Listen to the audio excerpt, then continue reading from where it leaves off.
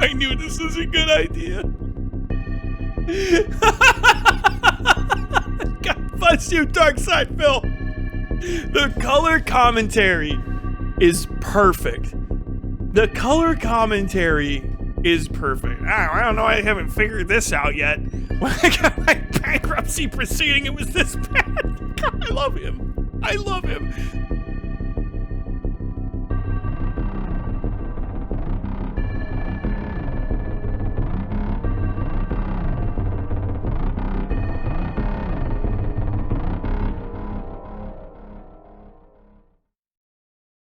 So I asked my mods if they had some good sources for the Nick Rekieta stuff. If you guys don't know, Nick Rekieta, I can't ever say his name is like refuses to be pronounced correctly by me.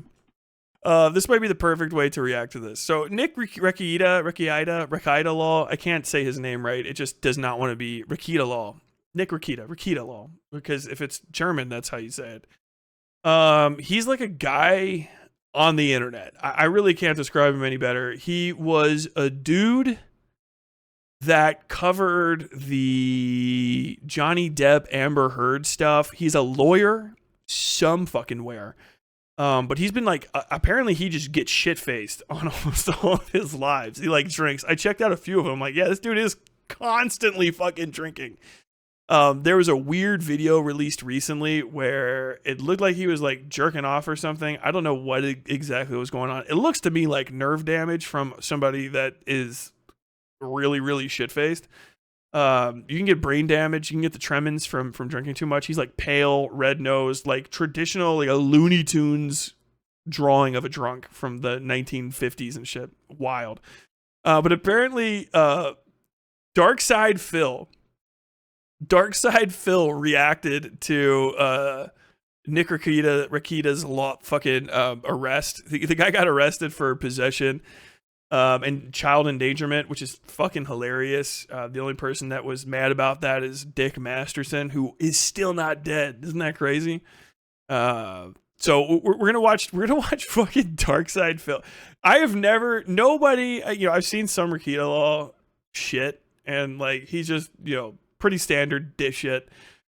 There's nothing funnier than covering a lolcow through the eyes of a lolcow, and so we will do that. Maybe it's 3 lolcows deep. Maybe I'm in there. Maybe I'm in there as well. But we're gonna go ahead and check this shit out. DarkSydePhil covering it. They gave me this timestamp. I'm gonna guess that there's other shit going on. Yeah, of course. Here we go. Let's go to supposedly to the 5-minute mark. Apparently, this guy is another internet lawyer friend, or used to be like associated with Nick, but they basically like stopped doing anything together or something, as I guess this guy has had his big downfall or something. He's like a cow mooing at another cow that doesn't know it's a cow yet. So I guess they said, okay, here we go. We'll start here. Last night in jail. This can be changed, and I think it will be. But until he changes that stance, I think he's not come around to the reality that he's currently in. All right, let's go to it. And you'll see what I mean. Good morning, everyone. We're going to go on the record before we do. Oh, my man's in the rules. God, that's rough, dude. He's in the he's in the fucking cinder. Is this is not his streaming area? I've seen him before. Is this jail with just a nice door behind it, and this is holding? Because this looks like jail on the inside. If this is the lawyer room, sometimes when you have to talk to people from prison, they kind of dress the room up a little bit so that it doesn't look like you're already guilty when you're talking to them. This has got that vibe. Even if not, my man found the most jail-like room in his own house to fucking talk to the officers or the court. Morning, giving the amount of observers. First, you are to turn off your device so you are muted and turn off your video camera. Second of all, there have been requests to record this proceeding. Those requests are denied. The rules. Oh God! general rules of practice That's prohibit terrible. any recording other than the official record. They really haven't gotten any of this stuff figured out, have they? It's 2024. I mean, my bankruptcy proceeding was in the year 2020. I knew this was a good idea. God bless you, DarkSydePhil. The color commentary is perfect. The color commentary is perfect. I don't know. I haven't figured this out yet. When I got my bankruptcy proceeding, it was this bad. God, I love him. I love him. Dude, okay, when fucking Boogie finally kicks it or goes to prison for whatever sort of fucking creepy shit that he gets up to in his meantime, I'm absolutely going to only view it through the lens of whatever the fuck DarkSydePhil has to say about it. Who sent me this? Who get Osu yet again? Give more love to Osu. Perfect. And Perfect. they allowed anyone to call into the call and lie about who they were, and it was really messed up. Like, there's no security or anything. Here you got people who are like observers are coming in. Ding, ding, ding, ding, ding, ding, ding, ding. Dude, this is supposed to be a court proceeding, right? Or an arraignment or something. What the fuck is this? Can you shut that fucking notice? So I can actually answer some of this. These systems are expensive as fuck. The actual courtroom digital appearance systems are expensive. I don't know why. It might be one of those things that it's just like the kind of person that's qualified to install a camera and then, you know, externally broadcasting signals in a secure area to another secure area is hard. So a bunch of municipalities across the nation, from what I understand through just watching shit, have, instead of going to the traditional ones, I've actually been in courtrooms where the new versions of these are established and they look completely different. It's just, you can kind of tell actual good court recording software just looks different. A lot of times it's the same sort of recording software and multimedia stuff that is used in also recording things like your community notices and stuff. Not community notices, community meetings. So like your city council meetings, your county council, whatever, county commissioners meetings, whatever the fuck they're called in your municipality. Stop trying to be accurate, Tyler. Those will be pretty nice. But a lot of these municipalities have been like, well, Zoom works at all. And it is better than nothing, because without using Zoom, there's a lot of people that have actually been arrested because they just can't get to court. For instance, if you are a drunk driver and you get a DUI and crash your car, right? But you live in Delhi, in Cincinnati. Delhi is on the west side. To go to court downtown at the Hamilton County Courthouse is like fucking 6 miles away or some shit. But that might be very well the court that you have to go to. Trying to get to that court just inside your own city, if you live in the exterior suburbs of it, the very distant ones. Now, Delhi's not that, maybe that. Well, actually, it might be 6 miles. I can't remember. Maybe like 4. But either way, to get downtown, you have to cross multiple highways or even walk on highways in Cincinnati. Or you have to go on extreme detours to get from the west side of Cincinnati downtown, because there are pathways that are only accessible basically by car. Or if you go on foot across the Western Hills Viaduct and stuff, it can be extremely dangerous. And you don't go directly to things because the roads have priority over foot walkers. So you have to go to the side. So for a long time, there were people that would get failure to appear warrants, because you can get a failure to appear warrant for being an hour late. It wasn't your fault that you were an hour late, but you were an hour late. So the court moved on. They issued a warrant for your arrest or for your appearance or whatever. So now you have a warrant. You have a bench warrant issued for you. Or people just won't even try to do it because they're like, well, fuck it. I just can't get down there. Who cares? Having the ability to do these is very, very, very, very important for a lot of these courtrooms. Even here, it's saving them money, because this judge can sit in his office, right, and do all of this grand jury type shit, indictment shit. There are so many appearances that you have to do in court to go to just trial, right? You have pre-trial appearances, you have your indictment, you have your arraignment, you have every individual court appearance, and there's a lot of things that can come sort of in between that area that are really like 10-minute meetings that could just be had over basically a Zoom call or equivalent, that if the state wants you to appear in the court, the state has to provide security and transportation for a criminal from the jail or the prison or whatever have you to the courthouse. And you have to secure a courthouse room, and you have to fill it up and staff it. And sometimes there are things that are going on in those courts that are much more important than your small appearance. A lot of times, courtrooms are actually shared between multiple officers of the court. Multiple judges will sit in that same courtroom. Maybe in some place like Chicago, I'm not sure. But Chicago is going to have a huge courthouse, massive. Same with Cincinnati. Tons of courtrooms. Like literally 25 fucking 50 plus fucking courtrooms, sometimes spread out between multiple fucking buildings. You'll have your federal court, you'll have your county, you'll have your city court. All of these little individual courts will all have rooms. And these courtrooms range from little things for marriage licenses. They have, all of your conditional use permits and stuff will be filed in some of these courtrooms, or they'll be seen. You have business court, you have litigation going on between parties, you have things that are like divorce court. All of that is going on. That's why you have so many courtrooms. And so, especially for criminal courts, you have to have special courtrooms that have things like little brackets and shit underneath the table that you can fucking tie felons to, because that guy might lose his mind. And they have to be located close to like the prisoner transport elevators or what have you. And, those are usually controlled very strictly by, very often your county sheriffs will be in control of these courtrooms. But it might change depending on the municipality you're in. So having these systems is actually very, very crucial to cut down on costs for the taxpayer by basically not having to have a bus going back and forth to court, not having to juggle a bunch. Because if you think about it, okay, we've got to get 15 people on this bus. I have 2 guys that are being held for misdemeanor failure to appear. They are here for 2 weeks. I have to balance putting those 2 guys in with the 4 guys from Los Locos fucking cartel who are all being arraigned for the same series of murders because they are all being put on trial at the same time. They were going to be appearing together. I also have 2 additional people who are going to a parole hearing. I have this guy, I have that guy, I have this guy, I have that guy, I have this guy.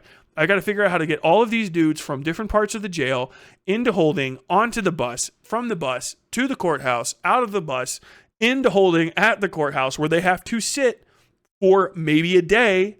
Like literally, court can go all day. So the bus might say like, hey, we're going to be taking the bus back at 4 p.m. and at 8 p.m. So if you guys aren't here by 8 p.m., we're going to have to arrange for special transportation. Like, well, I have sentencing tonight. So the sentencing hearing is going to go until maybe 2 in the morning, because this is a really contentious trial with this fucking guy right here.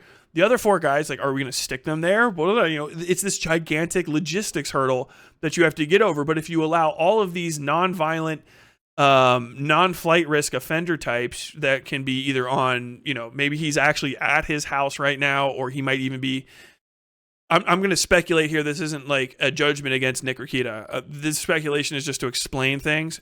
He could be, if this is like downtown, he might actually even be at an appearance center at like the local police station right next to his house. So you have, exterior patrol station 2 for the Nick Rekieta's city police. They might have a little appearance station that's right here for their DUI arrests, because they have a 2-cell holding for drunks. They got a little drunk tank in there. They have this as an arraignment show up. He can actually go to that station, sit in there, be seen, and then go back to his house, which costs everybody a lot less. He's responsible for his transportation. He also doesn't have to get downtown. He only has to go to a police station that doesn't have a judge. So like, this is just a lot of stuff about the legal system you guys might not know about, but I've seen a bunch, and it is completely different. Completely fucking different. Not just town to town, but sometimes even court to court within the same town. Like the federal court will allow something because the federal court comes underneath the judiciary, like it comes underneath the this federal court setup, right? So this federal criminal court chunk that's all overseen by this one judge, he's like, this is how my judges act, and this is how we're going to do arraignments, because he gets to decide, because he has judicial discretion to try cases that way and have all of the people that are underneath him work that way. Then all of these local courts fall underneath different things, and like their operations and stuff will be decided on in part by maybe a judge who doesn't give a fuck, and he's like, I don't care, whatever works for the sheriff. The sheriff's like, I fucking hate prisoners, so no matter what, they're all going to be, they have to appear. They don't get fucking suits, they don't get ties, they have to appear in their jumpsuits, and they all have to go to the prison or the jail, blah blah blah. Or maybe like the jail and the courtroom are the same building. It's the case in Williston. The jail was in the courthouse, so it's all really easy to have everybody appear. You didn't need to do anything like this. A lot, all over the place. This off? Like, what is going on? Is there anyone in charge? It's supposed to be like super important legal shit. Why is no one like controlling the situation? Ding ding ding ding ding ding ding ding ding ding. It's gonna sound like you're at a grocery store. Someone's going through the front door 100 times, right? Of the judicial branch, which is recorded by a certified court reporter. I imagine that transcripts. Also, I do wonder, why is this over the internet? Like, everything today is gone back to normal since COVID, right? So why is this being done over the internet? Like, there you go. Share my clip to DarkSydePhil. DarkSydePhil. Now you know. Located. So can be available. That's under General Rule of Practice 42. Or I was thinking like maybe I don't have to explain this. And fucking DSP, man, yeah, the guy never lets me down. 4.02, subdivision 5 at Prin 5. I need to tell everyone that a violation of that rule could lead to contempt proceedings. We are on the record in 34 CR 24. For the record, I have an email. And Madam Clerk, if you can disable that, the buzzing or bell noise each time. They're not going to disable that, are they? Court would appreciate. They're going to leave that shit on. This is the state of Minnesota versus Nicholas Robert. The funniest part about this is not the beeping. It's just like, this is what hell is like. Like Nick Rekieta is in fucking hell right now. He hasn't had a drink in a while. His skin pallor looking pretty good. I don't know if he's in pretrial holding or whatever. This looks seriously like a fucking prison. It's a prison or a really shitty garage.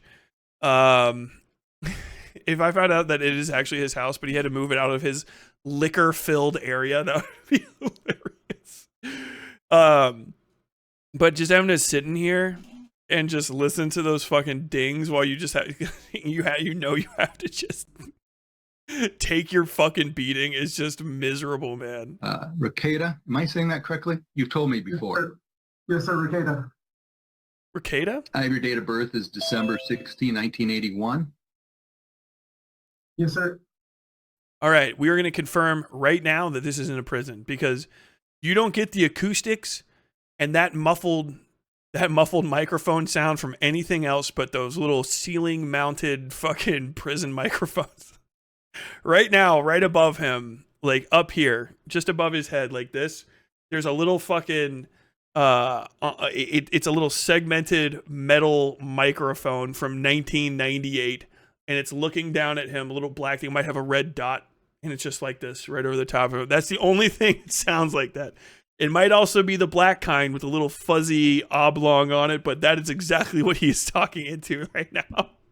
Nothing else sounds like that. Shout out. This is probably family viewing, actually. This might actually be a family viewing area or like a visitation cell that also has this stuff, because sometimes they have the video visitation for people that can't go and talk to their spouses in person. So like this is a phone call area, and it has that from the top down. I have sat in on criminal cases where they had to talk through the big plastic, the old school plastic fucking payphone. They have the big plastic payphones with a segmented metal cable like this, and you're like, it sounds right around like this. Yes, Your Honor. No. Oh, hold on. I gotta get a little bit further back. It sounds a little bit like this. Yeah. Can you state your name for the record? Yes, my name is Bill No Trees. And yeah, do you understand that this is being recorded and that this is, despite the situation that you see yourself in, the surroundings, that this is inside a court of law and these are legal court proceedings? Do you understand that? Yes, sir. I understand that this is a legal court proceeding, but I just want you to say that I'm it. Okay, thank you. If you understand that, please just say yes, and you'll only need to be responding to me with a yes or a no, sir. Do you understand that? Yes, sir. Every fucking time. Currently reside at 12291. Wow. So wait a minute.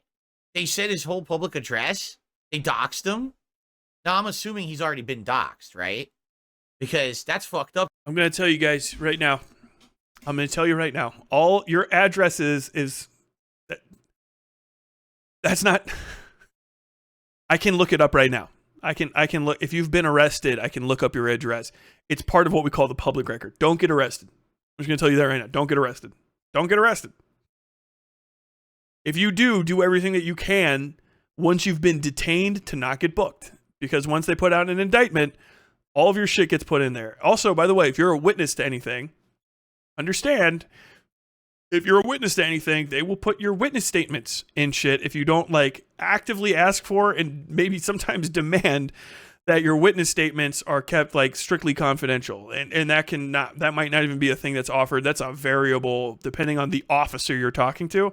Because very often, witnesses that are subpoenaed for the court to appear, or that give an official statement, they ask you for your phone number and your address, and they publish that too as part of the indictment. So if you go up to an officer and you say, hey, I saw that murder.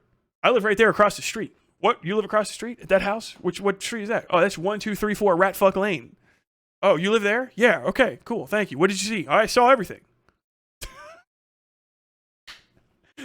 All that information the cop wrote down is in the indictment against the guy that you just fucking testified against, just so you know.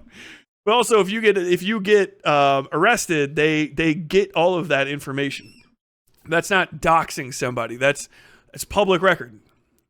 Hate to break it to you. There's a lot of public records out there.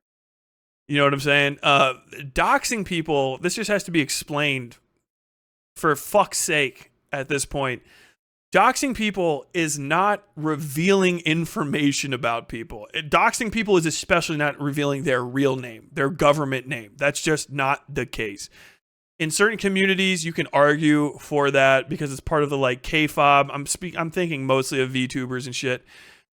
But understand, like almost all of the information about you is publicly available, basically so that everybody can find you. You know what I mean? The doxing people online to basically encourage harassment against them, that is doxing people. That's really doxing people. The United States government can't dox you. The United States government is the United States government. That's all I can fucking... If your fucking local place talks about your shit in a public forum, like that's all golden. Every fucking criminal I ever wrote about, I knew their addresses 9 times out of 10. The 10th is usually because the person that committed the crime was either a child and all of their information was redacted, or they were indigent. They were just a homeless person and didn't have a fucking address. That's the 10th example. But usually, who you are and where you live, all of that's important for the record to know that you fall within the boundaries of the legal area. Like, they have to say that. Like, if they're going to charge Nick Rekieta in their jurisdiction for something he did at his house, they have to say where his house was so that they can prove it's in the jurisdiction, because more than likely that's one of the things. Like, if they're like, hey, did you sell drugs at your home where it's illegal, which is here? He like, yes or no. The prosecution is like, yes, he did sell drugs. These are the drugs. Yes, he did it during this time when it was illegal after the passing of the law. This is the dates that he did it. This is where he did it, his home. You can see from the map that his home is inside the legal area of our jurisdiction. Otherwise, he would not be in this court. That's a thing that you have to establish. It's not doxing. God bless him. I just want to explain that, though, for anybody. This is not like high level, Tyler, are you a lawyer? Are you sure you know? This is hyper basic shit. Me and everybody that's in county lockup right now all know these facts. Along with all the cops, all the lawyers, and all the fucking journos. It's just, this is hyper common knowledge shit. But hyper common knowledge inside this area is not hyper common knowledge outside. Up to say his address, they said the number, and then they blocked it after he already said the number. What is that? You see what I'm saying? This is supposed to be a professional proceeding, and this is how they operate. Just dox the fucking guy? What the fuck? Okay. Your appearance today is based on 3 counts.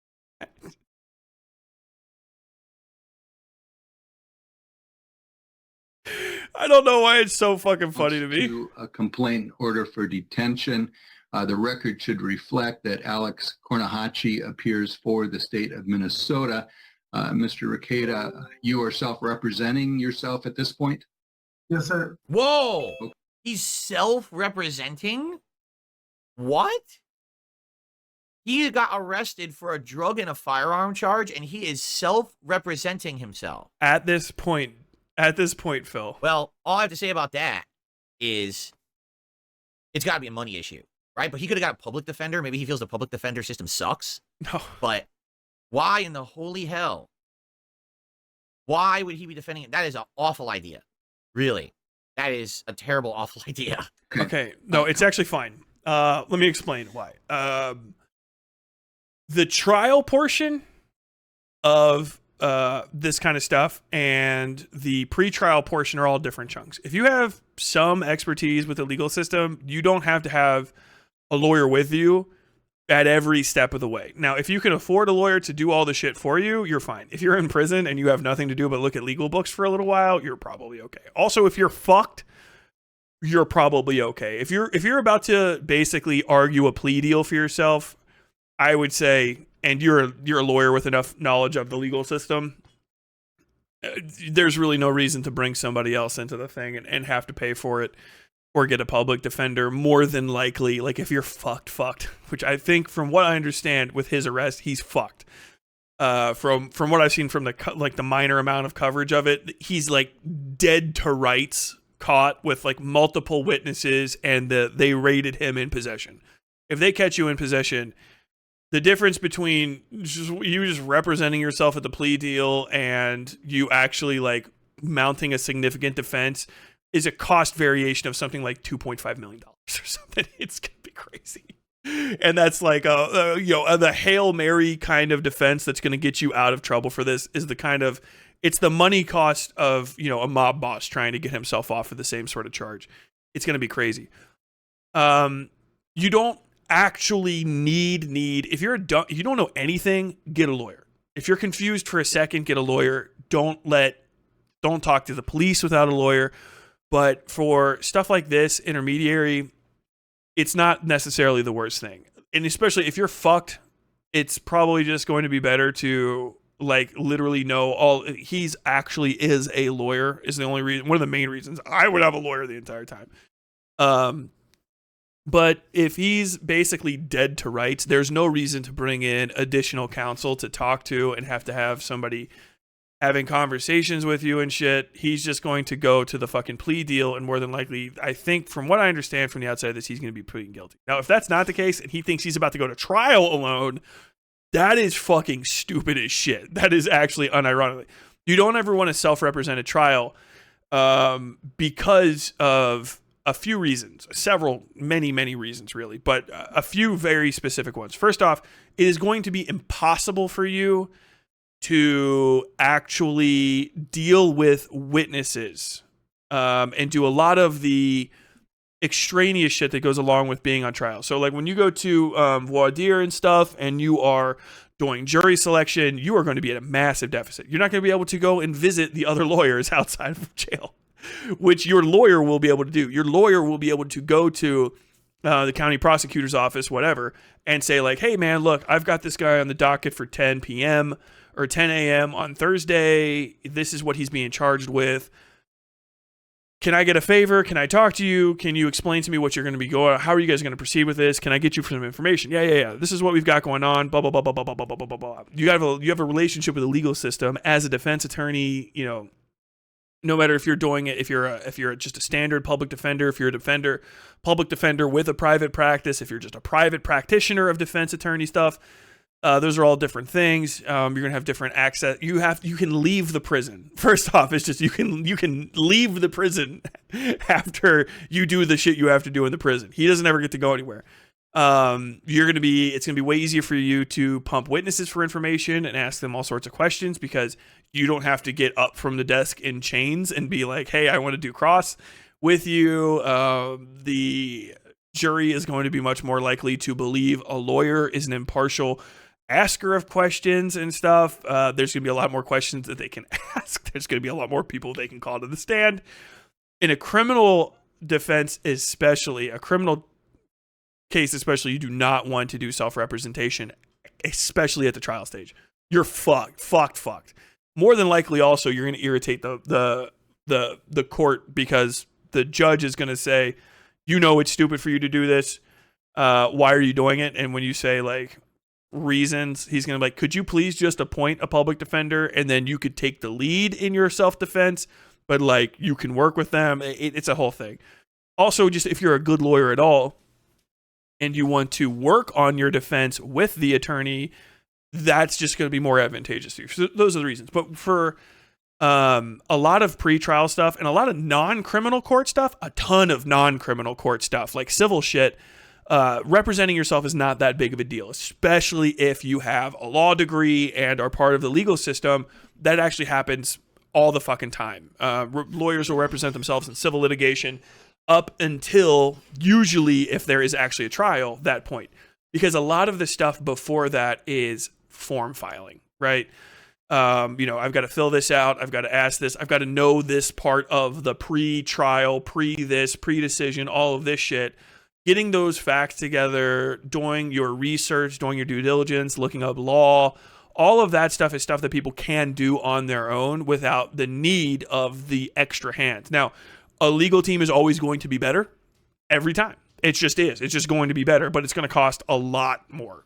Lawyers are like $200 to $600 to $2,000 an hour, depending on how good they are and what services they're providing. A legal team is like, $10,000 a day would not be crazy to state for certain types of this and that. But the like long held, like, oh my God, this guy's representing himself, he has to be an idiot. It's all situational. Now, if it is in the trial, dumb as fuck. At this point in the stage, before everything pops off, he's got to talk to this. I don't know what this is, probably an arraignment or something. Yeah, you can represent yourself because it is what it is. If they caught you with, like a pound of, I heard it was ketamine and meth, but whatever. If they catch you with felony, if a cop arrests you and you have a felony quantity of anything on you in America, unless you are either paying $1 million a year for that lawyer or you are sitting in jail until fucking trial, because that's America, baby. It's going to be very unlikely that you're getting out. So he's probably just going to try to save himself some money. He might not be poor. That's the case. He might have, more than likely, probably has tons of money left from streaming and stuff, because I think he was very successful when he was doing it. If he got hit on a drug charge, if he got hit on a RICO especially, because I know there's a bunch of other people involved, you don't have to have that many people involved in something for the cops to hit you with a RICO, especially if the feds are involved, which I heard may or may not be the case. I don't know. There might be layers to this stuff. I'm not saying that happened, but the involvement of drugs, any sort of narcotics possession, can get your funds locked up. You can just get your funds locked up, at which point the for pay lawyers are going to be like, hey, figure that out yourself and then come back to me when you manage to find $10,000 in a fucking coffee can behind your house, we can talk. But like, if you're just going to start filling out forms like, hey, I need my funds unlocked, I need, they do like these like disbursement things, because you have whatever, right? Say you have $100,000 in your bank. The court's going to say, like, well, you have $100,000 and you were trafficking. I don't give a fuck if it's 6 ounces. We're going to lock up all of your assets until we figure out exactly what's going on. You might even get renditioned. If you get fucking, if they decide that your money is illegal money, they'll raise a court case against your money and try it with being drug money. And then it will have to defend itself in court and get arrested and then put into the county coffers, and then it's gone anyway and you can't pay lawyers with it. But he's got a kid. I think his wife got arrested too, so more than likely there will be some arguments that you can make to like, hey, can you free up $25,000 of this or $2,000 or $500 of this, whatever, so my kid can get cornflakes and give me another $1,000 so that I can pay a lawyer. That kind of shit happens all the time. The courts might also decide that like, hey, these funds specifically we know are from non-illicit activity. This illegal bank account is, everything will get frozen, things might get up for. It's all pretty chaotic. What can happen to the assets that you thought you had before? If you are dealing, this is just as a journalist that's observed this stuff, a lot of it's pretty on its a lot of it ends the way that I'm talking about. If you are dealing and you are dealing at your house, they might not have really doxed him because the address provided earlier might not belong to Nick Rekieta anymore. That might just be the case. Because if you're dealing in and out of any property that you own, first off, it's crime scene. So until the cops have ripped off all of everything that they want to rip apart to find evidence, once that's done, you get to maybe keep what's left. And then also, if they think that it was a trafficking area, it's a trap house. If he was running a little trap house, Rekieta trap house, that shit is probably going to permanently be seized by the state. That's permanently going to be seized by the state, and it will be auctioned off if they find out that it was purchased with or involved as collateral in the transportation and production of all of that kind of stuff with narcotics. They will seize it as evidence. They'll seize it as ill-gotten gains, fruit of the poison tree shit, and then your house will be auctioned off by the state so that the state can recuperate basically the money that they spent arresting your ass. That might not be his address anymore. I'm just telling you. And you really can't dox somebody by saying that they're in fucking, they're in federal lockup. He was caught with a felony for quantity of cocaine. Okay, very likely he's going to get hit with civil asset forfeiture. Very, very likely. I should say this is no form of legal advice, just for covering the bases. I'm not a lawyer. I don't even have to fucking say that. I'm not a lawyer. Obviously, it's not legal advice. Also, none of this is advice anyway. I'm just explaining the situation. That's for people like if you take legal advice from a fucking citizen, you're a fucking idiot. Always consult a lawyer, kids. Especially if you're getting fucking unsolicited. This is because I'm not a solicitor. This is unsolicited advice or unsolicited commentary from a rank civilian. Where I live, the court assigns the public defender at the arraignment. You can't just retain them yourself. You can fire them too. That's the thing. You can fire them. You can wait. It depends too. I don't know. I don't know enough about that. I've only ever seen them already there usually, except for in cases. Where the fuck was it? I don't want to say a specific county because I've worked in so many of them when I was doing reporting and stuff. One of the ones I went to, you had to basically actively ask for your public defender to be there. One of them was the public defender sat there basically, depending on what stage of the trial was, you might have multiple, but one of them was the public defender basically sat at a table with a stack this high of all of the cases, and then you would walk in, sit next to the guy, shake his hand for the first time, and that dude would be basically representing you for like, hey, you're being arrested on all of these things. Do you understand that you're being detained and that like whatever the fuck, you're being charged with these crimes? Do you understand that you're being charged with them? Like, yes, no, blah, blah, blah, blah, blah, blah. Like, don't plead at this time. That's going to come later down the road, but you are being detained. Up until bloody blah blah blah blah blah blah blah blah blah blah, or maybe like sometimes like, hey, is this bail? Can we get bail for this guy? That's a very I'm not a lawyer. Very complicated and can be situational, place to place to place to place to place to place to place. My lawyer is cop phrenology, Tyler. To know you could be held accountable by some idiot. You can't you can't be held accountable by the idiot. You can be accused by an idiot who a court would have to say. Like it's just crazy. You believed what did you do? You defend and then oh god, that would be out of this fucking world. That would be hilarious. If you worry every day about being sued by a moron, you're never gonna live in America. I'll tell you that much. Count one is second-degree possession, 25 grams or more of cocaine or methamphetamine. This is in violation of Minnesota Statute 152.022, Subdivision 2, Print A, Print 1. The maximum sentence for that count is 25 years in prison and/or a $500,000 fine. So it was what, crystal meth? That's what he said, crystal meth, methamphetamines? Count two is possession of ammunition or any firearm with the user of controlled substances. This is a gross misdemeanor, so the maximum sentence is 364 days in the Kansas County Jail and/or a So he had meth and he had a gun on him when he had the meth. The problem isn't that he had the gun. The problem is he had a firearm when he was in possession of the meth. That's the misdemeanor. Okay.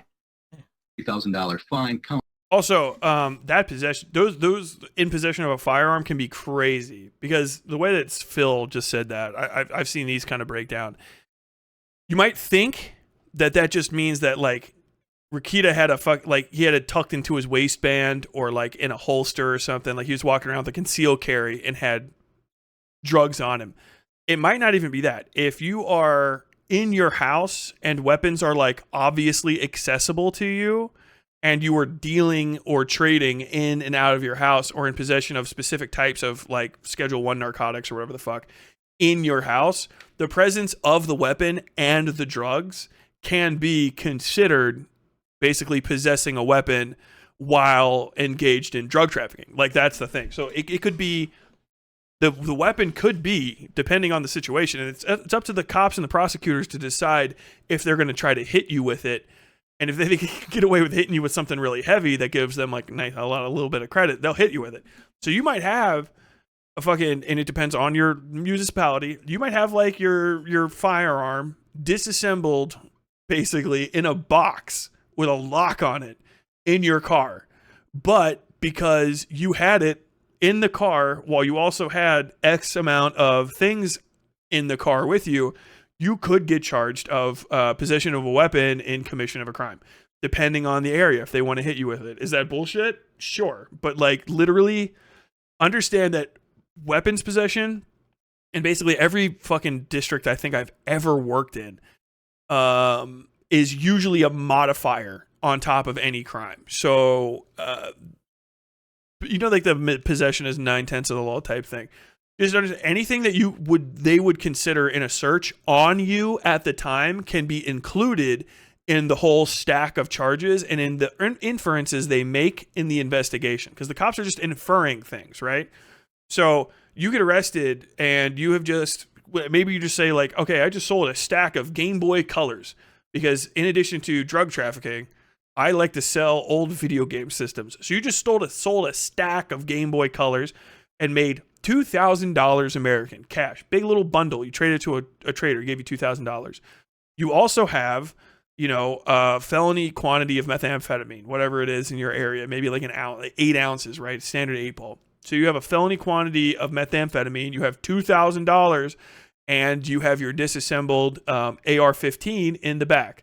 It is not on the cops to prove that all of these things are separate from each other. It's on the cops to prove that you had them. No. And so all the cop has to do is say, I arrested a guy. He was in felony possession of this kind of narcotic. You are never allowed to have this thing at all. You are allowed to have these other two things.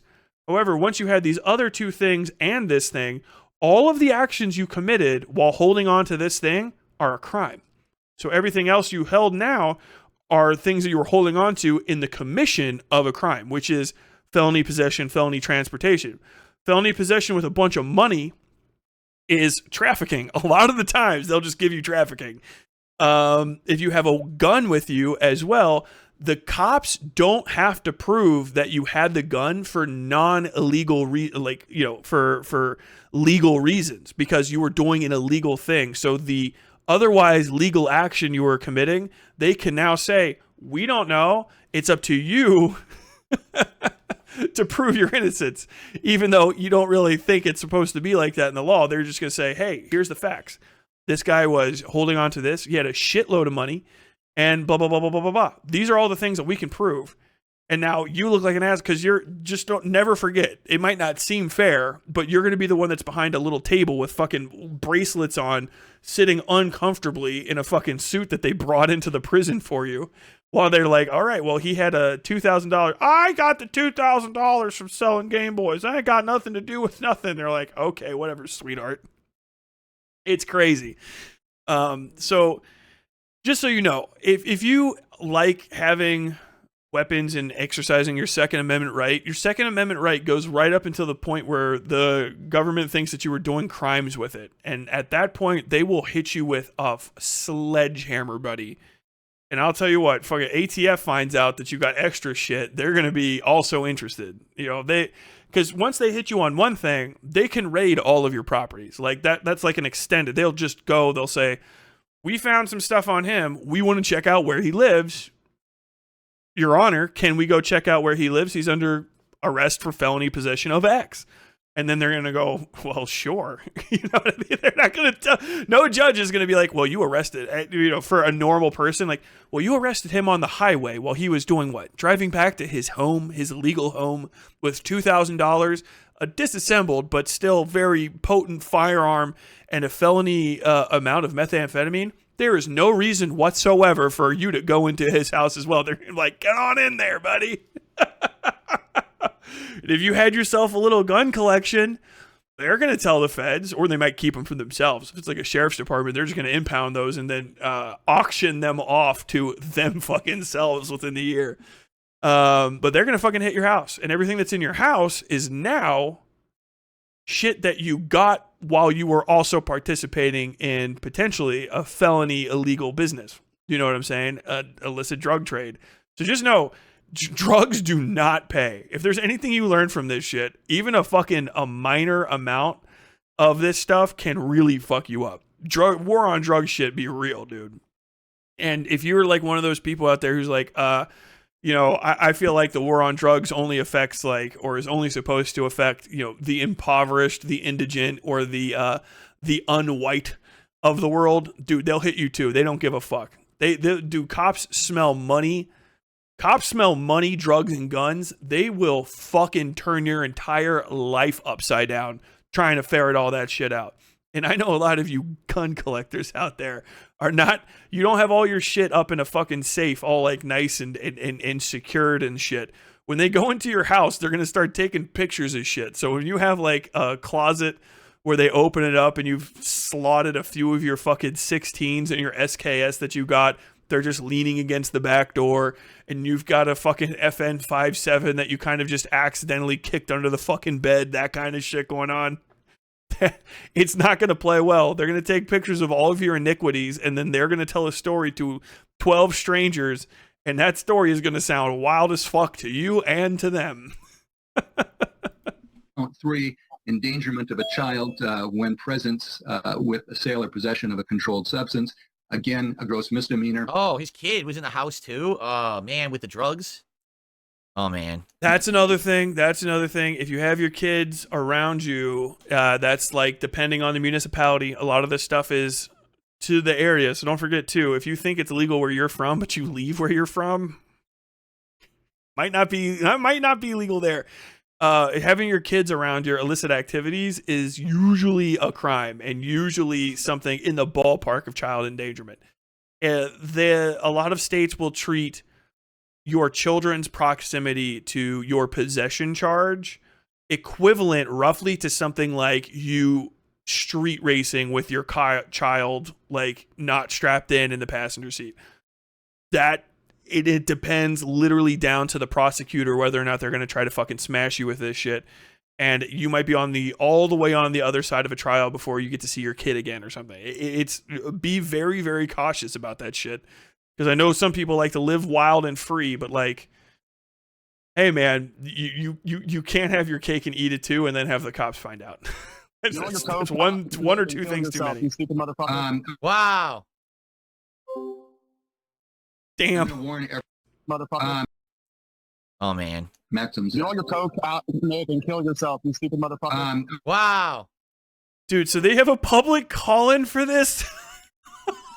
That is, DarkSydePhil is correct. That is crazy. That is crazy unprofessional. It's probably just the municipality that they live in. But god damn, the pain. This dude is living. This is a living hell for Nick Rekieta. I'm going to warn everyone again. This is a court proceeding. Wow. Wow. Unbelievable. Yeah, they should It's definitely have that on absolutely secure. Why is this allowed in a court proceeding? This is a court proceeding. It should be under control. These people are supposed to be fucking professionals, and this is what they allow to happen in the court proceeding. That's fine, right? He's, oh, I'm going to warn you. No, don't warn. If you don't have it under control, you stop the court proceeding until you have someone competent who works for you to run it. This is a shit show. This is a joke. People can call in and say shit like that in his court proceeding. Right now, I'm not kidding you. These people should all be fired who are involved in this right now. That should be immediately, because that happened. Immediately, they all should be fired. It's none of their fault. It should not be allowed. And you would have to prove it. The administration of the courtroom and the administration of the courtroom and the establishment of its security and stuff does not fall on the judiciary. It usually falls under the local executive branch. So more than likely, like I said before, almost always everywhere I've been, with few notable exceptions, usually for large cities, it's the sheriff's department, the county sheriff's department, maybe even a multi-county sheriff's department, sometimes the state police, but they're in charge of putting all of this safety and security together. If the county has never had to deal with something like this and it has never become a problem and they just didn't even know it was possible, it's kind of not really on them in that respect. It does suck. However, a court proceeding is a court proceeding.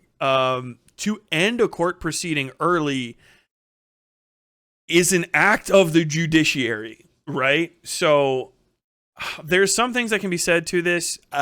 Any court proceeding that's going on is usually in a public building, and the doors are very often not locked. They are very often guarded by sheriff's deputies who are, acting as bailiffs and stuff. But you could just literally access and start yelling. This happens in actual court proceedings. Just understand that. I have been to more than a few courtrooms where somebody's family member or random person that they know stood up in the middle of the courtroom, which is, not necessarily illegal specifically because it's a public area, and said something to the defendant, to the defense, to the prosecution, to the cops, to the judge, whatever and what have you. Sometimes something that's very, very illicit, sometimes things that are not. And that specifically is not necessarily illegal. It's kind of like a crime, I believe, to interrupt court proceedings to a degree. But usually misbehavior in the courtroom is underneath the judiciary's purview to do something about. The judge themselves will hold you in contempt of court because you're being contemptuous in his courtroom. And he's holding you in contempt because you're upsetting him. But that's kind of variable, but it's happened before. I've never seen, I have seen twice people be detained. One time a guy got arrested, while I was covering something, and it was just kind of like the same sort of stuff. This does need to be fixed, but the judge himself, unless you prove to me otherwise, does not have any control over this technology that's being implemented in here, and neither does more than likely his clerk of court. And if this is the first time they've been using it or the second time, you'd have to prove all of that. But the responsibility should definitely be put off on more than likely the sheriff's department, but absolutely the county or whatever administrative entity is establishing the standard day-to-day operations of the courtroom. Whoever the operation of the courts falls under, it's 100% their fault, though, for sure. Not to happen at all. You could, if he ends this is, up there, real lawyer fucking comment. But if he interrupts or ends this early, or maybe even doesn't end it early and shit happens, you can kind of maybe get a mistrial out of shit just by saying the fucking whatever happened, but it's not a trial yet. So this is all pre-trial stuff, I believe, obviously. So more than likely it's not that big of a deal. It's very embarrassing for him, but once upon a time, people used to stand outside of courtrooms and yell shit out into them. I mean, they still do to this day, but they didn't have, air conditioning. So there's a lot of old stories. If you look back through legal, reporting on legal events and stuff, where they'll say the entire time whatever was happening, sometimes even the trial, they had to keep the windows open because it was so hot, and you could hear people out on the street telling this guy to kill himself and do this, that, and the other. None of this is actually new. by the way. None of this is like a technological, like, wow, it's never happened before. This is pretty standard. So, yeah, I would say it's not really changing his ability to get a fair trial as far as fair trials in America go. If you were in a courtroom with me, Yeah. it would remove you. So any violation of that will be removed. Ms. Block? Judge, I just disabled people the ability to unmute themselves, so I will work to unmute people as they need to speak to the court this morning. All right, thank you. Aside from Mr. Rekieta and Mr. Cornahachi, no one needs to at this point. Lastly, I think I was saying that the count 3 gross misdemeanor has a maximum sentence of 364 days and or $3,000 fine. Mr. Rekieta, you understand what you've been charged with? And second question, the maximum sentences associated with each count? Yes, Your Honor. All right. Now, I don't mean to insult your intelligence given you are an attorney, but it's important that I know that you understand your rights here. First of all, you are presumed to be not guilty of these charges. It is the state, not you, that has to prove what has been alleged in the complaint with evidence beyond a reasonable doubt. You have a right to trial by jury. All members of the jury would have to agree that the state had met its burden of proof beyond a reasonable doubt before you could be convicted. You have a right to counsel. You have a right to represent yourself, of course. What I'm curious, so I don't know anything about what happened. I just know he got arrested. So I'm assuming this wasn't even found in his house. They found him in possession of these drugs. There's no way he's driving around with that many drugs on him, right? So that means that there was probable cause to enter his house and search for drugs. So what happened, right? This guy's a professional streamer, right? He streams all the time. So what gave the police the right to go in his house, look for drugs, and they found him and arrested him? I wonder what happened. If there's a trial, you could give your side of the story and testify, but you also have the right to remain silent. Indeed, you don't have to prove anything, so you don't have to say anything. If you remain silent, the judge can't make a comment about that. The prosecutor can't make a comment about that, nor can the jury take that into consideration. You have a right to confront, challenge, or cross-examine anyone who testifies against your interest. His pastor told the cops, is this true? His pastor told the cops. I read this Allegedly. for just a second. Hold on. Can the jury take that into consideration? So you don't have to, but you also have the right to remain silent. Indeed, you don't have to prove anything, so you don't have to say anything. If you remain silent, the judge can't make a comment about that. The prosecutor can't make a comment about that, nor can the jury take that into consideration. You have a right to confront, challenge, or cross-examine anyone who testifies against your interest. His pastor told the cops, is this true? I have heard His this. pastor. Holy fuck. He might. The dude, he was talking about the jury. If you remember, he might be representing himself at an impromptu trial. Holy fuck. Allegedly. So, but how did the pastor know what he had in his house? Unless he confessed. Maybe he went to confession and he told his priest, and his priest then told the cops. The right to call witnesses and the power of subpoena. By the way, this You have video a is right to- incredibly long. I'm not watching 15 more minutes of it. I'm just trying to figure out, like what is of interest here exactly? I don't know what happens in this arraignment. So I don't actually know. All of the state's discovery before trial, and including exculpatory information and evidence. And at the end of the day, if you think the court made some mistakes or a jury made some mistakes, you have a right to appeal. Any questions about those rights as I've explained them? No, Your Honor. This is a Rule 5 hearing. Sometimes we call it a bail hearing. We'll set this for a Rule 8 hearing. Under the rules, you have the right to have that hearing within 14 days of today's hearing, but you could waive that as well, given. Yeah, so basically, this is a bail hearing. So he's in prison.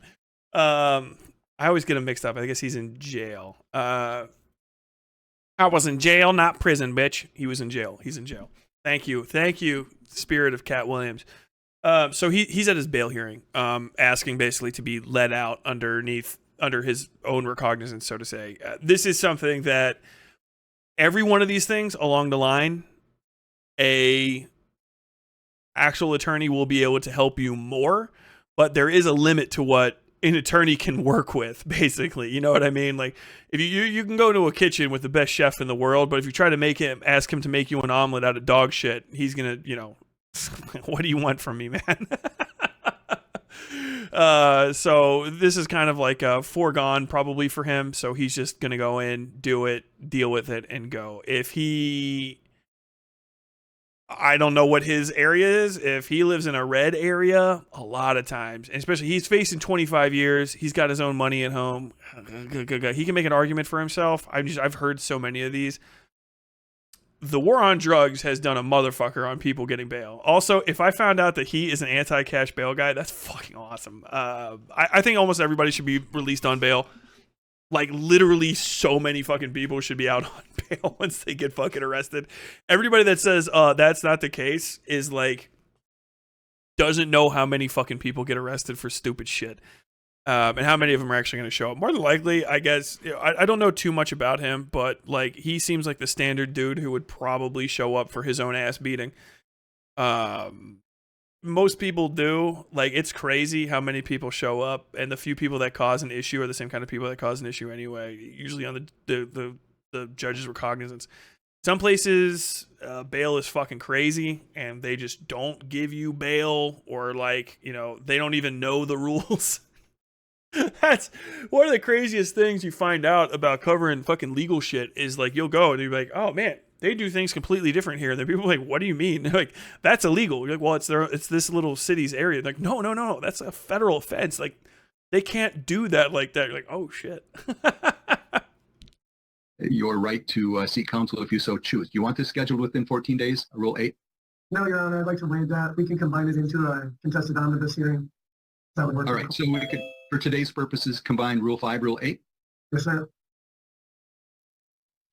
So apparently there were two hearings, All but he right. wants to combine them into one super hearing, so he doesn't have to do this again. Which, considering the fact that the guy is insanely trolled on the internet, as you can see is happening, I guess that kind of makes sense. That he just wants to get this over with now. And before you ask for a speedy, you want to hear what the state is requesting as far as these conditions? Yes, I'd like to hear what the state is requesting. I didn't say it, but you also have the right to have me read the complaint today. No, I'll waive that right, sir. All right, very well. Mr. Kornhachi, what is the state requesting as far as release conditions? Yes, Your Honor. The state is requesting $50,000 unconditional. In the alternative, we would agree to RPR with standard drug conditions, which would include no use, random testing, no use and possession of firearms, contact probation as directed, don't leave the state without permission from the court, remain law-abiding, keep in contact with probation, and other standard conditions. So $50,000 bond. Then he has to also stay clean. Random drug testing, cannot have a firearm. And that's it. That's all they want. They're not going to give him any jail time. Is that what they're saying? No, Phil, you fucking idiot. It's a bail hearing. That's actually really fair. That's a very fair. If he has any property left, actually, like I said before, so if he did all this at his house and his house has been seized as an asset, if his accounts have been seized, all that, he'll probably go into this here in a second. I don't know if DarkSydePhil will get us to it. If he doesn't have any of the assets that he did, that's not very fair. That's the issue.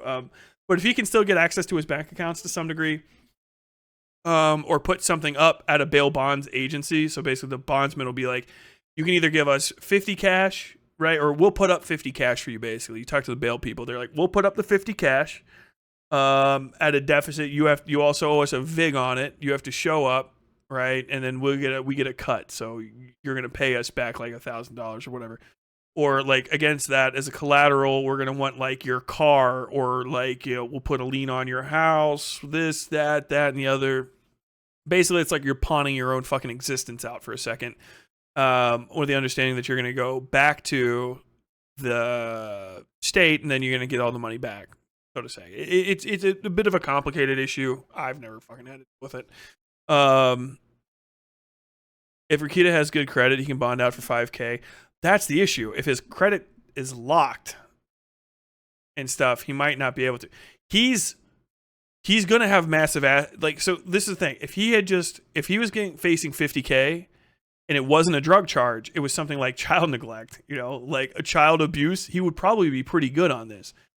But your credit gets fucking put in a weird position when you first off, if you can't access it and stuff. And if they're like, well, how guilty are you kind of thing, he might not have it.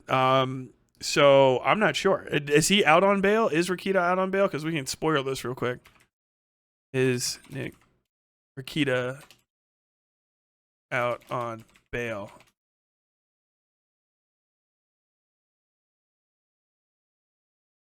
Okay, he's out on bail. Okay, so cool. He's still got access to some of his assets. Mr. Rekieta, any objection to those conditions?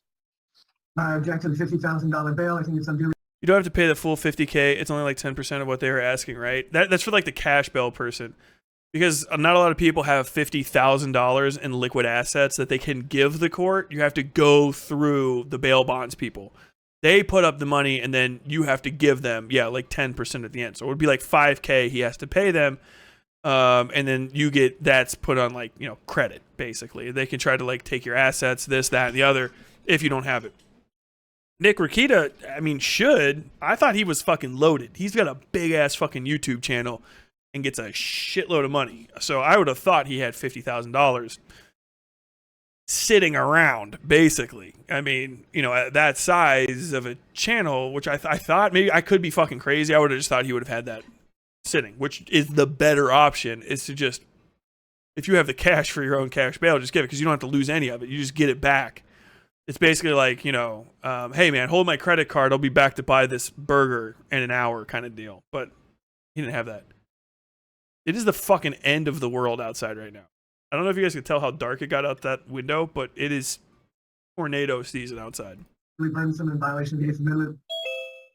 What? All right, what about It's the a conditions? scam. You Did he can't opt say- out because it's state enforced. What did he say? He's rejecting the bail. It's in violation of his 8th Amendment. Is that what he said? His microphone is terrible in this room. You can't hear what he's saying. I can't understand what he's saying. Release conditions sound fine. Release conditions sound fine. All right, the court will set unconditionally amount of $50,000 cash or bond. Conditionally, you'll be released in your own personal recognizance. In all instances, you need to be law-abiding and show up for all your court appearances. Conditions are as follows. Okay, there was some confusion in the other chat. I read that as this is personal recognizance bond. In other words, he doesn't need to post anything except he has to be subject to the conditions. And because he didn't object to the conditions, I think that's what he's doing here. So I don't think he has to post anything. That's the way I read it. Tell me if I'm wrong. Okay. Abstain from the use of alcohol or any mood-altering chemicals not prescribed by your physician. That will be subject to random testing. So the court will order So that no alcohol, no drugs, random testing. you meet with probation upon your release, sign their agreement, and cooperate fully. You are not to possess any weapons, firearms of any nature, or be in the presence of anyone with a firearm or dangerous weapon, and do not leave the state of Minnesota without prior approval of the court. Any questions about those release conditions? Your Honor, did you say 50 or 15,000? 50000. Thank 50. you. Okay, let me ask this. Do you still want a speedy omnibus, or can it be scheduled in normal course? You're scheduled normal course, Your Honor. Very well. Madam Clerk, do we have a date for that? I'm sorry, Judge, I'm just going to interrupt. This is Katie Block, the court administrator. Do you want this next hearing to be in person or remote? In person. Thank you Yeah. for the clarification. Mr. Rekieta, you said contested, right? Yes, sir. Rekieta. Okay, so yes, in person.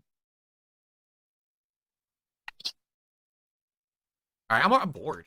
That's it. Like, I've seen enough. There's really nothing that we're seeing here. God damn, I love DarkSydePhil. He's so fucking stupid.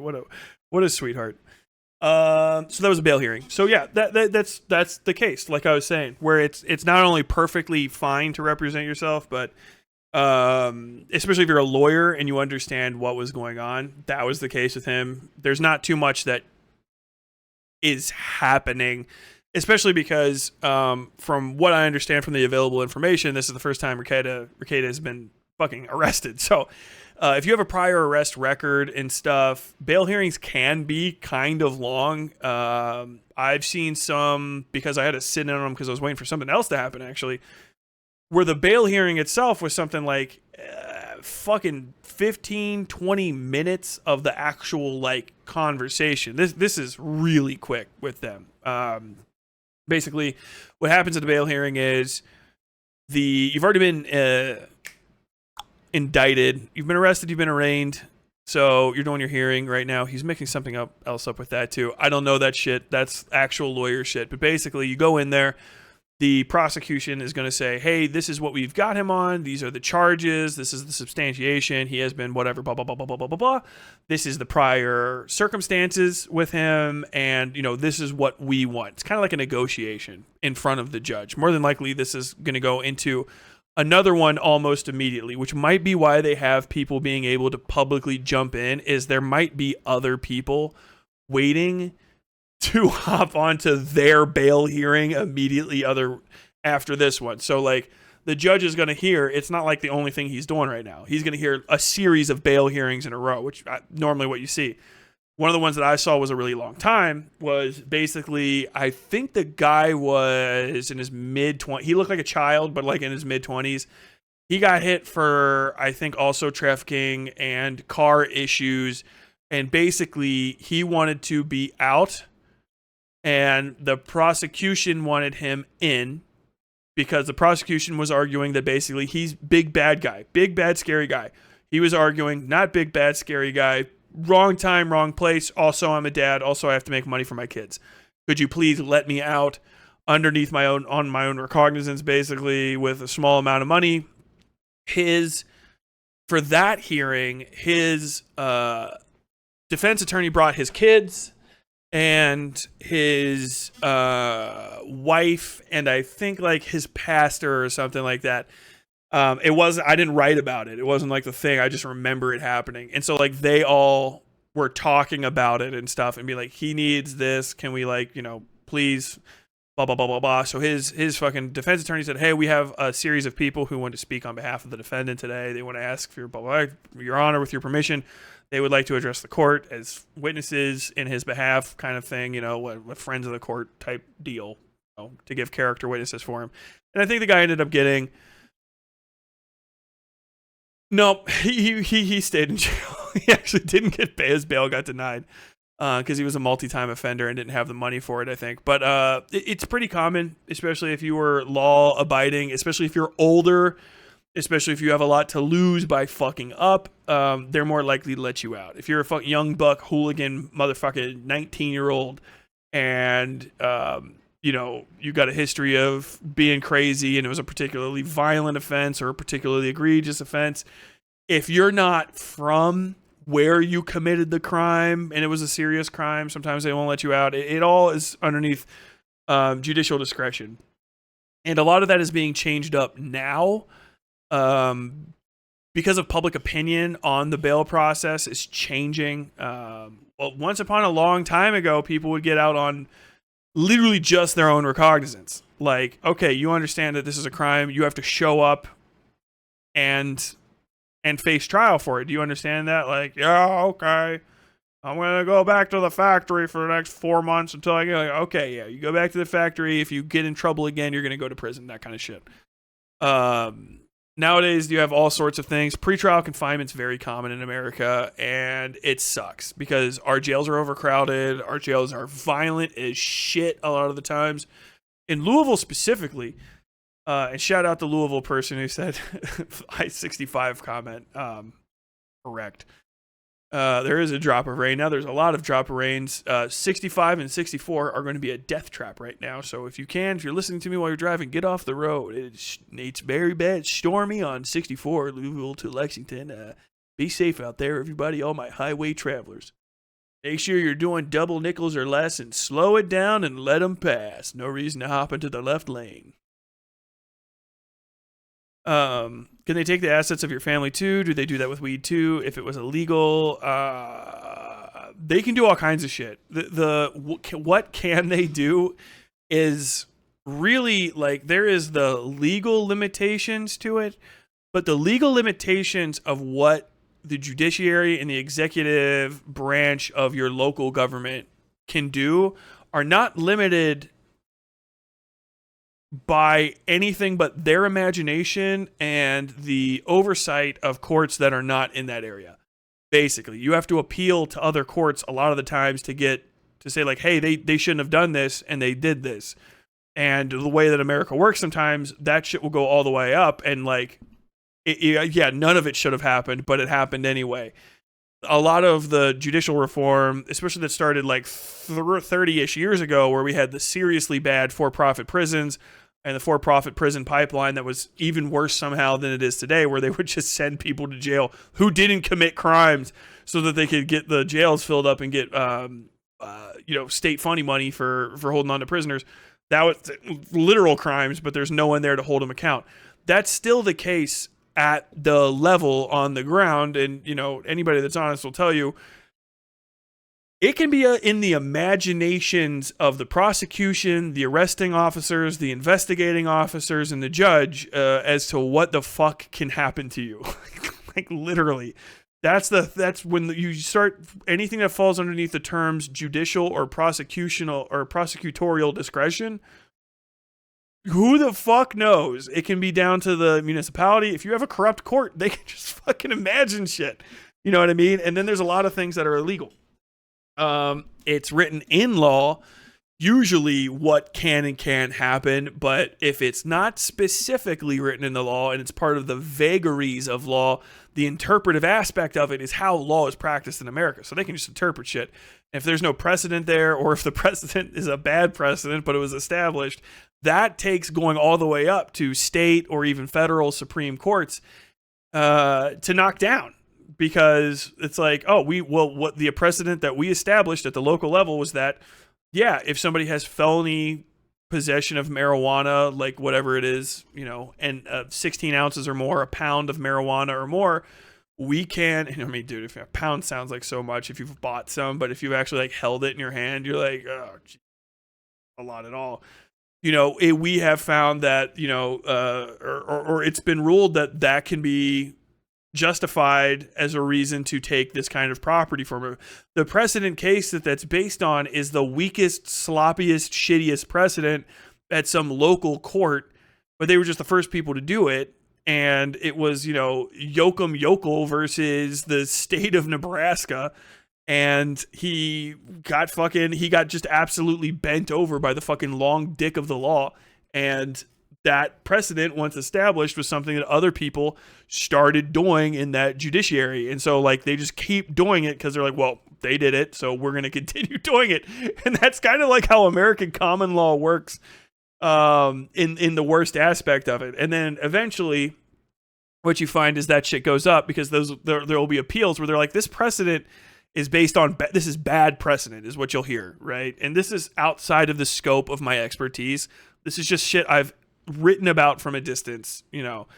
I covered like a few Supreme Court decisions and shit when I was working in West Virginia, and a lot of it's just fascinating to me. I wanted to do law in college, but then I saw how miserable fucking lawyers were. I mean, look at Nick Rekieta. He had everything and still threw it away for a fucking dime or a meth. You know what I mean? But yeah, this is the stuff that, it takes like years, sometimes decades even, for enough appeals to go through, because the people that are affected by the laws are not wealthy people very often. You know what I mean? And they just won't prosecute the wealthy people. And so the wealthy people don't even go to jail for the reasons that the poor people are going to jail. It's all different, or they'll drop charges and shit.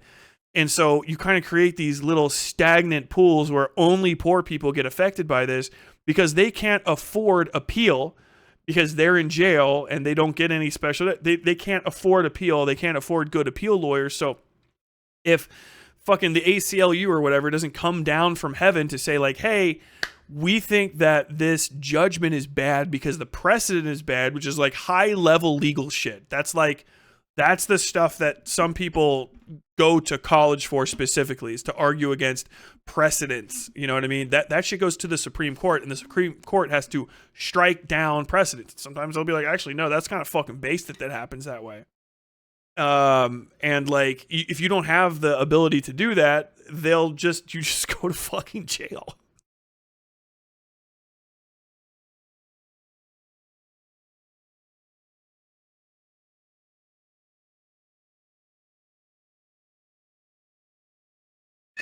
Are assets just housing, or are they your car and shit like that too? Assets are anything you own, which is crazy. Because I covered this a little bit. I never got to write the story, but I did the research on it. Civil asset forfeiture. There we go. We looked it up because I looked it up in West Virginia. We were getting ready to do a story on it, then my paper disintegrated. So support your local newspaper. I looked up everything on the court docket.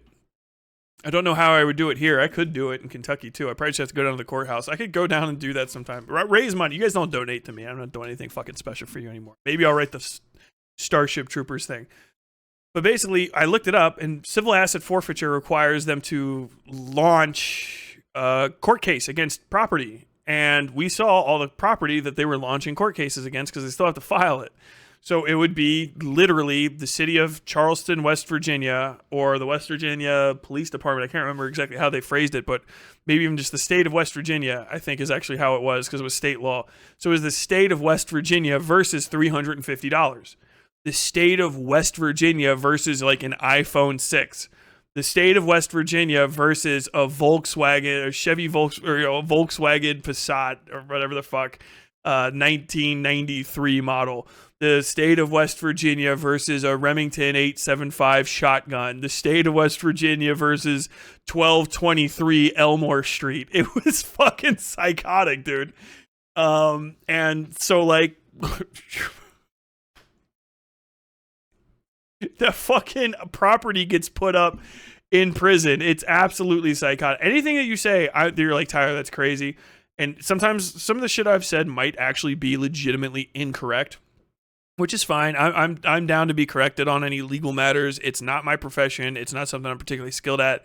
I just have more passing familiarity with it than I feel like 99% of the people out there, because motherfuckers just don't know shit about the legal system in America. And it's not a thing that's easy to know about. I mean, you have to have a college degree to get into most of it.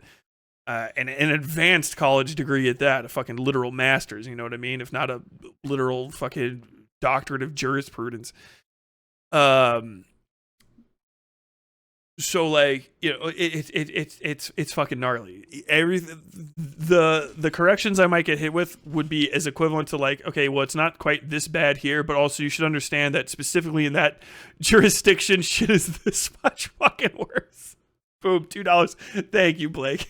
I was just messing with you guys. Let's see. I might have to push some of the other stuff I wanted to talk about till tomorrow.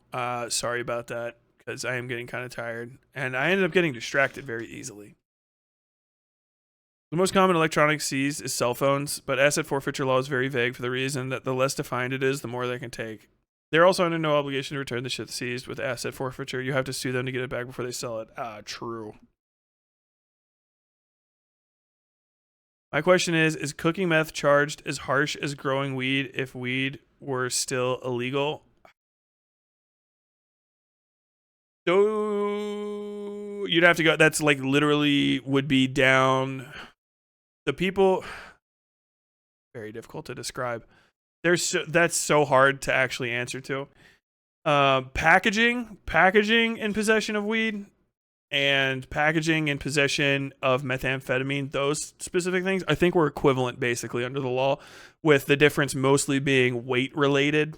Like what an ounce of weed, I think, was less overly all hit harder than an ounce of methamphetamine at the federal level, but state law changes. So literally state to state that can change. I think all of that was covered under production. And I think weed growing was worse all the time because of the weirdness of the law. I'm like remembering this might be completely wrong. But basically with weed, the crazy part was packaged marijuana is only the smokable part, but unpackaged marijuana, grown marijuana, the entire plant was weighed. So, like, the plant versus the amount that you can smoke from it, I think is like 1% of it you can smoke, or like 5% of its total weight, because the plant is in the ground too. So, like, they could count that whole thing, and so what would actually be like 5, you know, for every 1 ounce of usable drug product, marijuana, you could get charged for something in the ballpark of like 16 ounces of it, if I remember correctly. Because I remember the weed farm shit was wild back in the 90s. Another good lesson in law, don't ask ChatGPT. Absolutely true. I have the right to stay quiet is the best lesson in law ever. Pretty much. But do not talk, by the way. That's the one thing I know. It's not like literal legal advice, but don't not say anything don't provide additional information or answer any questions related to anything you've been doing, but you do have to say stuff. You have to like tell them your name and tell them you want a lawyer, because like being silent is still doing something. People don't understand that. Being quiet is still doing something, and they can still use that against you in a court of law. I know that sounds wild, but it's also true. So like you do need to say that you want your lawyer.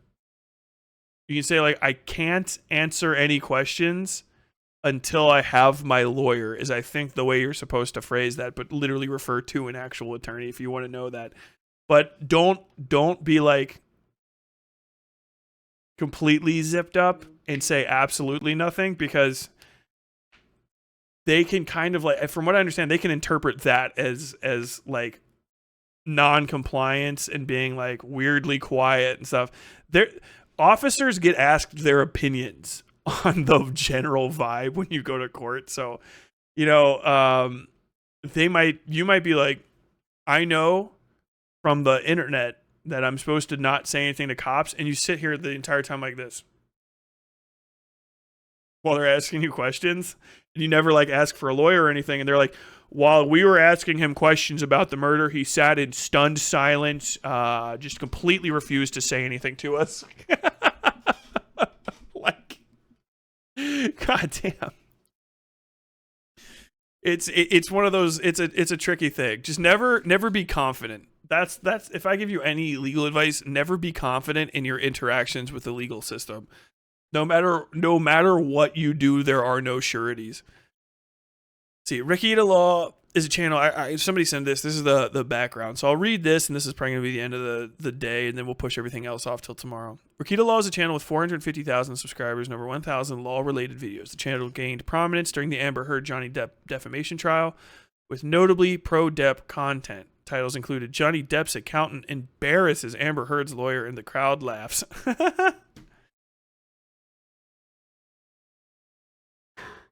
And calling Dr. Dawn Hughes, a clinical psychologist, Dr. Karen. These videos amassed millions of views. Rekieta, that's what he said. Rekieta also live streams, and a few days ago, clips started going semi-viral on Twitter of Nick Rekieta looking in a concerning state. Oh yeah, this is the one I needed to show you guys. Co-explaining with Nicholas Rekieta.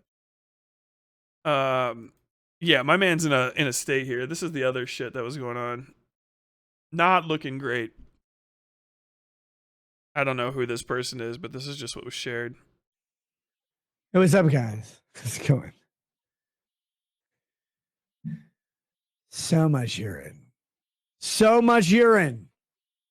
That's what you have to learn. When you're old, you don't pee more. When you drink whiskey, you pee a shitload. That's all.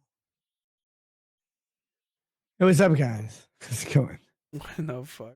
This is the one I saw. This is seriously bad. Like I was coming across the border to Uganda. Option Seed says, Nick, you're drunk. You're not drunk. You're fine. I know. Stop it. The Rumble flip. No, I'm not going to do the Rumble flip. I'm done. Done with the show. Guys, I said all I needed to about Rumble. Great show. Very successful. Go get it. Go come whenever you want. Show us a ceiling. Prove there isn't any cats. Staple to it.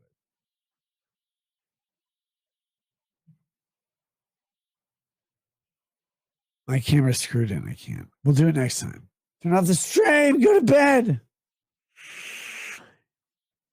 24-hour stream to celebrate the good news.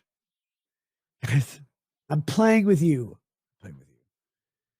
Show's over. Catch you guys later. Have a good night. Peace. Peace. And stream to go to bed. Is Warski a pro at spawning cokeheads? No.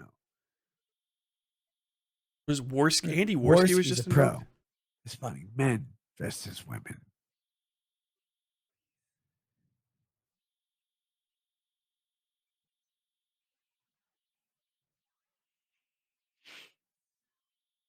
I did. It's over. It's not off it, actually.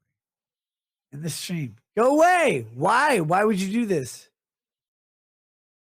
I saw another video like this, but my man is fucking riggedy wrecked. And also, as far as I know, he's never jerked off on stream. But as wasted as he gets sometimes, would it surprise anybody? God damn.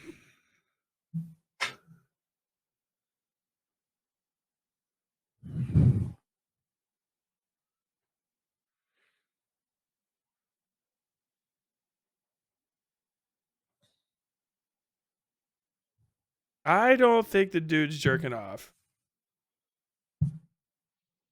I think he's trying to like reactivate his brain. That looks like just DT shit.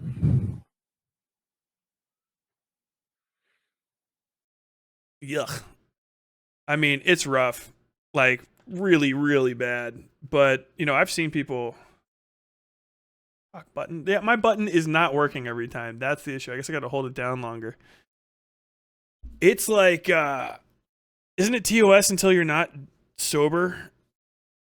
Isn't it TOS drinking until you're not sober on stream? I think he's on Kick and stuff too. He's like on Kick and Rumble also. I don't know if he was necessarily on YouTube for that. I think people just posted it there. But yeah, it should be bad. I think a lot of like notable right-wingy types, and I guess maybe to another degree of some notable left-wingy types, it does seem like they get away with more. I don't know why. I don't know if it's really a conspiracy. I think it's just maybe like somebody in the algorithms just like you have to let some of their higher level people just get away with shit. So like it's a plausible deniability stuff like with on either side. But yeah, I think he's got fucking neurological damage, or he's just like literally getting the fucking shakes while he's passing out like that. I don't know. That's the weirdest posture I've ever seen for somebody trying to do some gooning. But it's real bad. I gotta say that it's real bad. And yeah, I think like if you're somebody's pastor and you like care about them, you know what I mean, and they're a mortal soul, I would definitely look at somebody looking like they got possessed by the fucking spirit of Nurgle, and just go like, I think I should inform the police that that house is unsafe. Like I stand by that pastor 100%. Like yeah, the dude's fucking wrecked, man. Fucking religious people are all, you know, you gotta fucking put your faith in Jesus, blah, blah, blah, blah, blah. It's like, well, maybe your drug trafficking and your drinking is kind of maybe getting in the way of you being a good dad. How dare you? Everybody's always Christian until it's time to do Christ shit. Let's see. Allegations from users commenting there include this context. This is Nick Rekieta. Nick Rekieta, aka Rekieta. He fell into a massive hedonistic decline fueled by alcohol, sleep medication, and drugs, which escalated into more and more unhinged streamed. Lowlights include mocking and humiliating a suicidal fan who reached out to him, making jokes about his children being molested,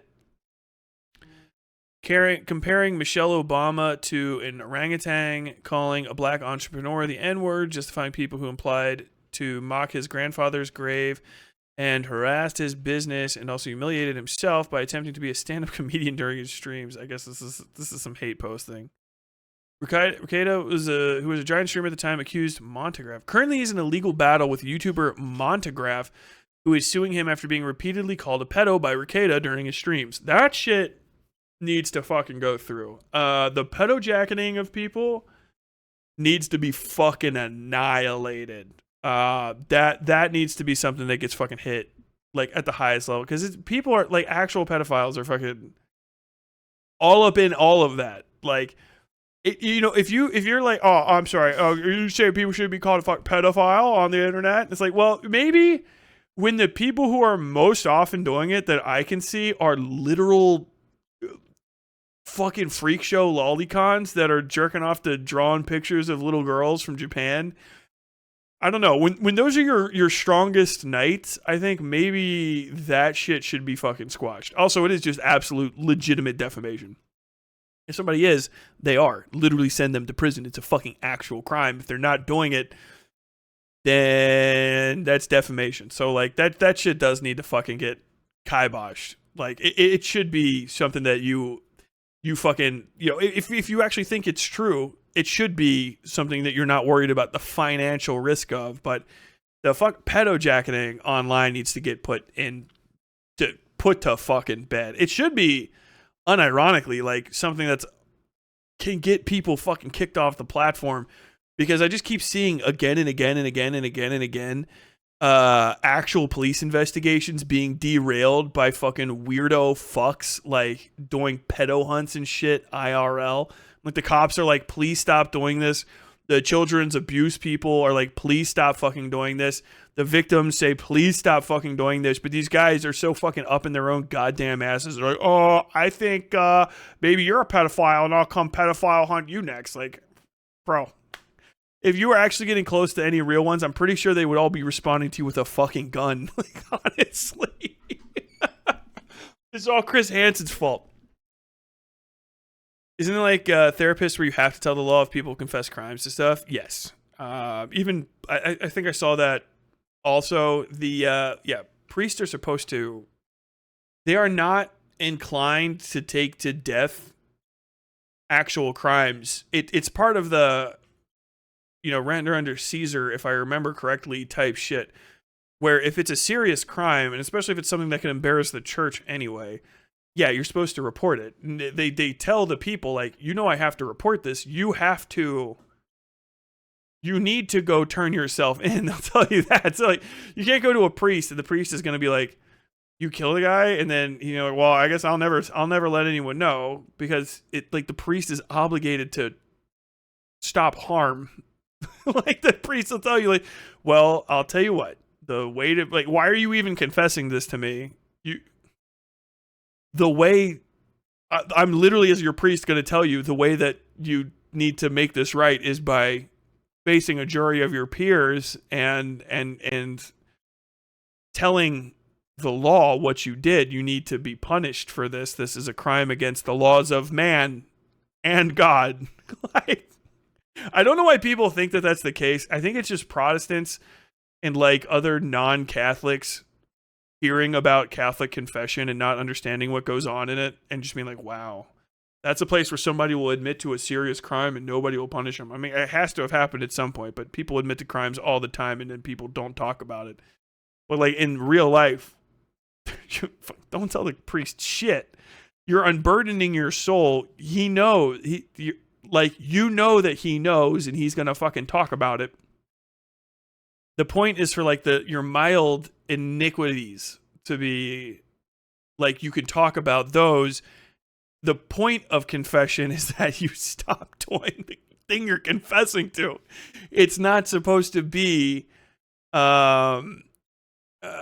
what do you call those fucking, God damn it, I bring them up all the time. Martin Luther was against them, and indulgences. It's not supposed to be an act of indulgence where you do the thing and then you cop to it. Like, that's not how it's supposed to work. And it never was. That's a perversion of the entire ideology. So it's just chaplains then, and that's probably because soldiers see shit. Even chaplains are supposed to do... They're supposed to tell if something bad's happening. They're like, if you go and you're like, I feel guilty that, about all these bad sexual things that are happening to me from a superior, they're not supposed to be like, well, okay, that's acting against the ethics of it, basically. Indulgences are carbon taxes for sin. Literally, a carbon tax is literally an indulgence. You're literally doing it to indulge in the sin. Hold on here. Rekieta, Giant Cena, accused Montegraph of the pedo jacketed and simply hoped to strong arm him into shutting up by virtue of being a larger creator and hiring Mark Randazza, a prolific and controversial free speech lawyer, to represent him.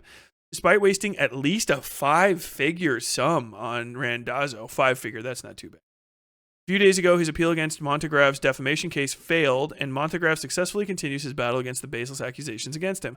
The disastrous lawsuit resulted in Rekieta melting down yesterday on stream. He repeatedly doubled down on his accusations against Montegraff, even escalating into obscene insults. He implied his high-profile lawyer to be incompetent and a failure, He made misogynistic comments against the case's judge, talking about squeezing her juice.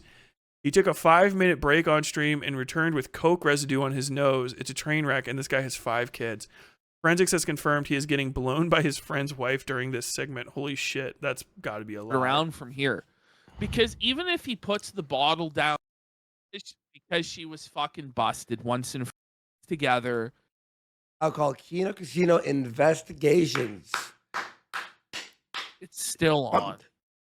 This. I'm sorry, guys. I'm gonna need some subs though for this. Okay. I'm not showing you guys just in case. This is a.